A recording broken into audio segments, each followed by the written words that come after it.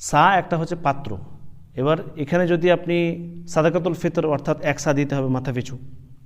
যদি আপনি রোজার ফি দেওয়ার কথা বলেন তাহলে অর্ধ সা, সা যেটা সেই সা এক সা দিয়ে দিলেন। যদি অর্ধ সা হয় তাহলে অর্ধ সায়ের পাত্র যেটা আছে সেখানে আপনি যদি প্রধান খাদ্য চাওয়াল হয় আপনার, তাহলে চাউল ওখানে রাখলেন, তারপরে দিয়ে দিলেন। কিন্তু যদি আপনি ওজনে যান, কিলোগ্রামে যান, তাহলে তখন ওলামাদের ইখতিলাফ পাবেন এবং বিভিন্ন ধরনের মত পাবেন যে কত কিলোগ্রাম হচ্ছে। কেন ইখতিলাফ আপনাদেরকে দেখাই। প্রথমত সা দেখেন, এটা হচ্ছে সা। এই যে আমাদের ঐতিহাসিক মেলা হলো, এই মেলার যেটা জামে মসজিদের বাম দিকে একটা বড় বিল্ডিং ছিল না, একটা পুরনো মাটির স্ট্রাকচারের, পুরনো স্টাইলের। তো ওই বিল্ডিংয়ে ওখানে ভিতরে বিভিন্ন পুরনো জিনিস রাখা আছে, তার মধ্যে এগুলো রাখা আছে। দেখেন, এটা হচ্ছে সা, এটা হচ্ছে এক সা, দেখছেন, এটা হচ্ছে সা। এখানে গম রাখা আছে।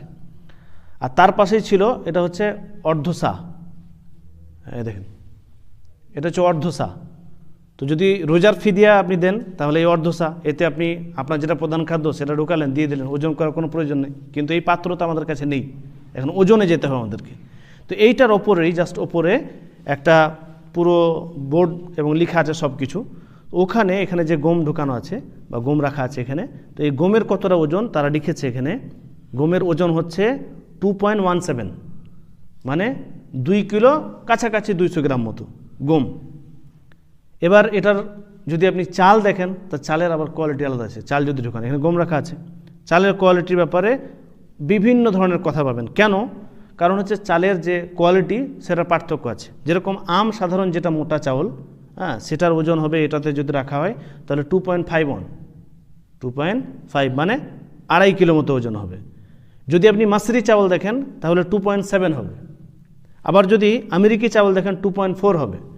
এভাবেই ওই যে লাল চাউল পাওয়া যায়, লাল চাউল যদি ঢোকান, লাল চাউল যদি রাখেন তাহলে 2.2 হবে।